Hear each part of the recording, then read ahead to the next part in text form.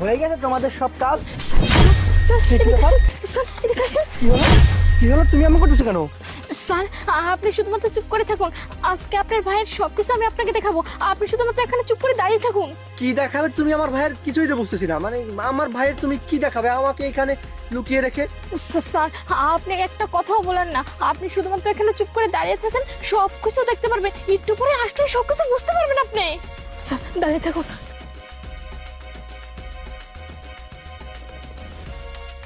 কি ব্যাপার বেবি, তুমি এখনো রেডি হওনি? পার্টিতে যেতে হবে তো। স্যার আমি আপনার সাথে যেতে পারবো না, আপনি আমাকে ছেড়ে দিন তো।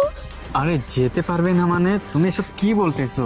তুমি রেডি হও, চলো আমি তোমাকে পার্টিতে নিয়ে যাব, ওই জায়গায় মজা মাস্তি করবো আরো কত কি। আর তুমি এমন করতেছো কেন?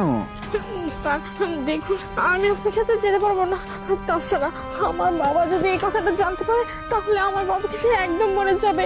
ওই যে দেখুন আমার বাবা ওখানে কাজ করছে, প্লিজ স্যার আমাকে আপনি ছেড়ে দিন না স্যার। স্যার আরে সুন্দরী, ভয় পাচ্ছিস কেন? ভয় পাওয়ার কোনো কারণ নেই।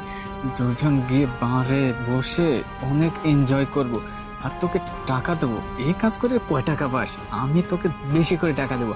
আর তুই তোর বাবার কথা বলতেছিস না, তোর বাবা বুঝতেই পারবে না, তোর বাবা কাজ করতেছে। আমি এই সুযোগে এদিক দিয়ে তোকে নিয়ে চলে যাবো। চল চল, আর দেরি করিস না, চল।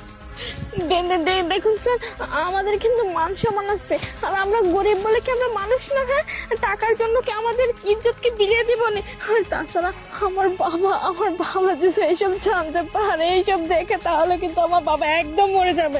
স্যার আমি আপনার কাছে হাত জোর করতেছি, আপনি প্লিজ আমাকে ছেড়ে দিন, আমি কোথাও যাব না। আরে তোরা হচ্ছে গরিব মানুষ, টাকা ছিটালে না এইসব ইজ্জতের কথা কিছু মনে থাকবে না, বুঝতে পারছো? আর তুই এত চিন্তা করতেছিস কেন? শোন, আমি তোকে নায়িকা বানাবো, বুঝতে পারছিস? মানুষ তাকিয়ে তাকিয়ে দেখবে তুই নায়িকা হয়ে গেছিস, তখন তোর একটা দামই থাকবে আলাদা। আর এই জন্য আমাকে এইটুকু সময় দিলে তো সমস্যা নাই। আর তোর বাবার কথা বলতেছিস, ডাক দে তোর বাবাকে, ডাক দে তোর বাবাকে, ডাক দে। তোর বাবাকে যদি কিছু বলিস না, এই যে এই জায়গায় যে এটা দেখতেছিস না, এই জায়গায় মাটি কুপিয়ে তোর বাবাকে এই জায়গায় পুঁতিয়ে রাখবো, বুঝতে পারছিস? চল এখন আমি যা বলতেছি তাই শুনবি, আয় আমার সাথে আয়, আয়। স্যার আপনি কিন্তু আমার সাথে এটা করতে পারেন না, আর তাছাড়া আমি আপনার সাথে যাব না।